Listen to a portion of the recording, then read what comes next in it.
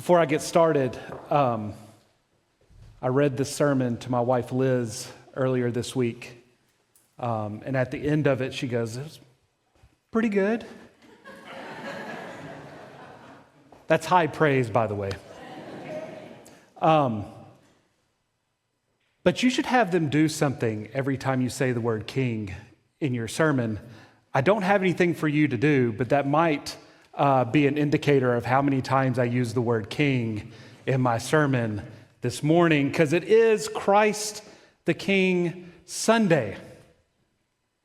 And Christ the King Sunday is one of those church holidays where the title alone can make us imagine a lot of gold, crowns, trumpets, and drama. Some of us might secretly wish we'd get to see Jesus processing in with a crown and a cape, maybe a heavenly entourage, maybe even a fog machine or two. Amen. I mean, anything that gives us that royal flair. You know what I'm talking about? However, the gospel reading for this day gives us the cross. Not a throne, not a palace, not an impressive show of power, but Jesus, bloody, exhausted, mocked, and exposed. Hanging between two criminals while soldiers gamble at his feet and religious leaders shout their insults. It's not exactly the royal portrait you'd frame and hang in the foyer. Yet, in a strange upside-down way, this is the moment when Luke shows Jesus most clearly as king. Not when he walked on water, not when he multiplied bread for the crowds, not when the people cheered his arrival into Jerusalem, but when he's lifted up on the cross. When he appears to have no power at all. It's in this moment that one of the criminals turns to him and says, "Jesus, remember me when you come into your kingdom."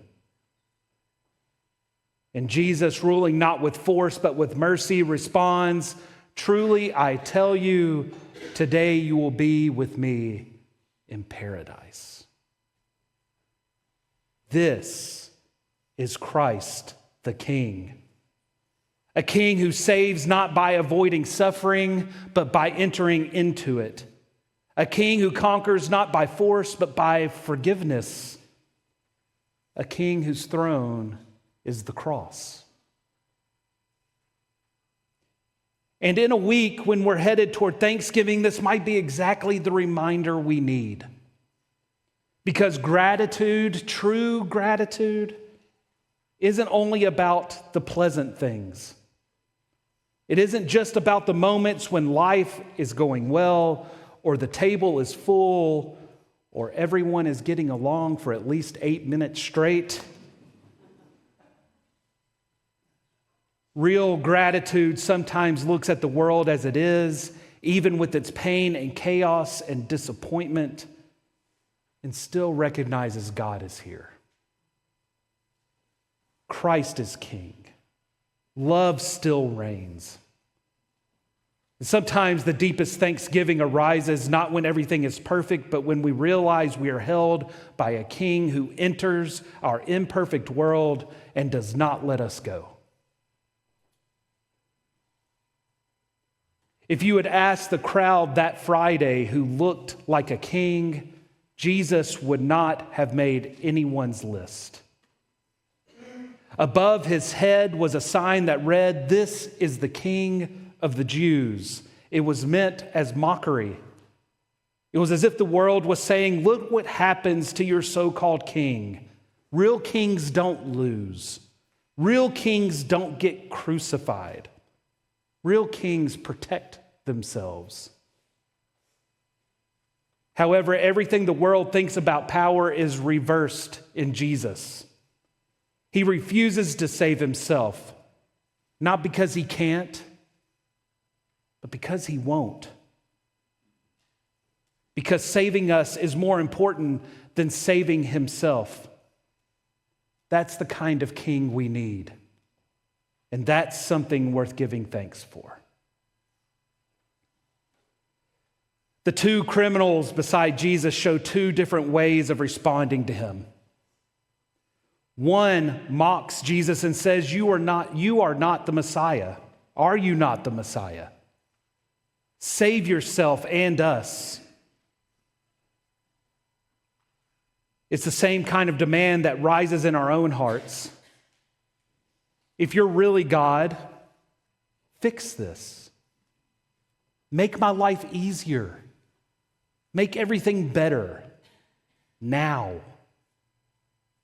We want a king who fixes our inconveniences, sorts out our struggles, maybe even guarantees a peaceful Thanksgiving dinner without awkward political conversation.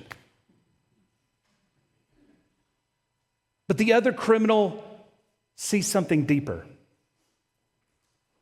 Through the pain and the chaos, he recognizes innocence, holiness, and mercy standing right next to him. This man has done nothing wrong, he says.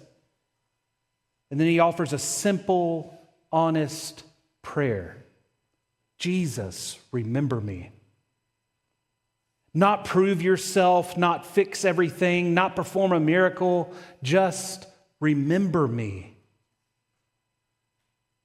And Jesus, ever the King of compassion, responds with a promise of paradise. Bishop N.T. Wright said, if you want to know what God is like, look at Jesus. And I would like to suggest that for today, we not look at Jesus performing miracles, not at Jesus teaching the crowds, not even at Jesus rising from the dead. If you want the clearest view of God's heart, look at Jesus praying, Father, forgive them, while the world gives him its worst. That is not weakness. That is not failure. That is a king whose power is love. And today at the 11 o'clock service, we will gather to celebrate a baptism, the baptism of Logan Hurst. We will see that same love poured out yet again, not from a distance, not as an abstract idea, but in real water and real promise. In baptism, Christ the King claims us long before we claim him. Christ remembers us before we know how to pray, remember me. And the grace shown to that criminal on the cross is the same grace poured over us at the font. The king who welcomed a dying man into paradise is the same king who welcomes Logan, who welcomes us, who welcomes anyone into his kingdom through baptism. On a Sunday about kingship and gratitude, there may be nothing more fitting than giving thanks for a king who marks us as his own forever.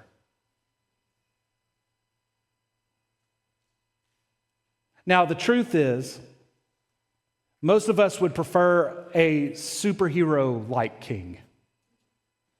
A king who swoops in, solves everything dramatically, cleans up our messes, and lets us return to normal life. We'd like a king with a 5-point plan and a charismatic speech.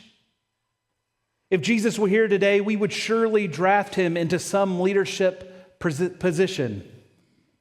Tell us what you'll do about the economy, about global conflict, about health care.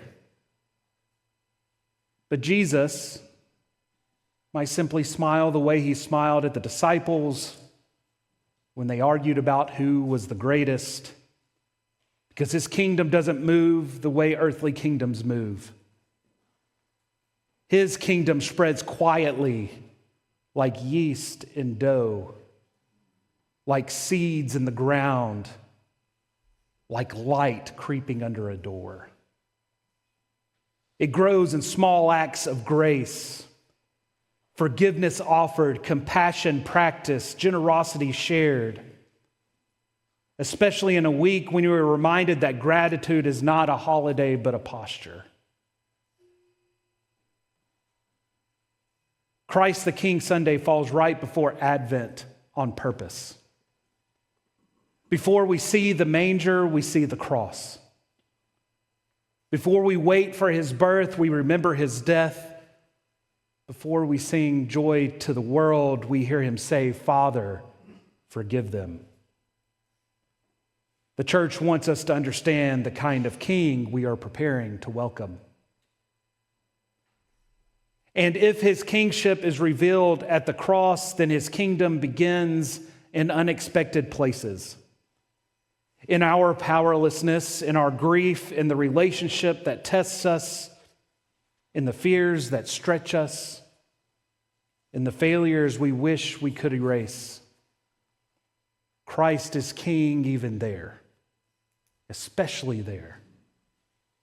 And this too is a reason for deep thanksgiving. Nothing in our lives is outside his reach. Well, let's return again to that second criminal, because he has nothing to offer. He's got no promise, no future service, no impressive spiritual resume. Yet Jesus says, today you will be with me. That is the heart of Christ the King. He remembers the forgotten, he sees the invisible, he claims the helpless, and he claims us too in the waters of baptism, in the bread and the cup, in the simple prayer, Lord, remember me. So what does it mean to live under such a king? It means we live as people shaped by mercy. People shaped by compassion, people who carry hope into the broken places, people who trust that love is stronger than cruelty, stronger than power, stronger than death. It means that as we gather around the Thanksgiving table this week, we do so with a deeper gratitude, not only for food and family, but for a king who does not forget us, who forgives us, who holds us in love. And yes, sometimes discipleship even comes with humor. If Jesus can forgive the people crucifying him, he can certainly forgive our quirks, our flaws, and our questionable choices involving leftovers. If Christ can conquer death, he can conquer whatever mysterious dish is hiding in your fridge.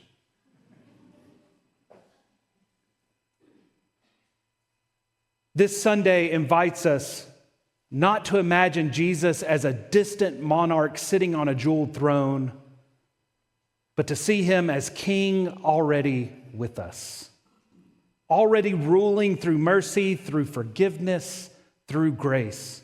A king who does not abandon us, a king who remembers us, a king who welcomes the outsider, the sinner, the forgettable, the beloved. A king whose love is stronger than death. This is Christ, our King. The King we give thanks for. The King who meets us at the font. The King who forgives and remembers. The King who saves. And to him be the glory forever and ever.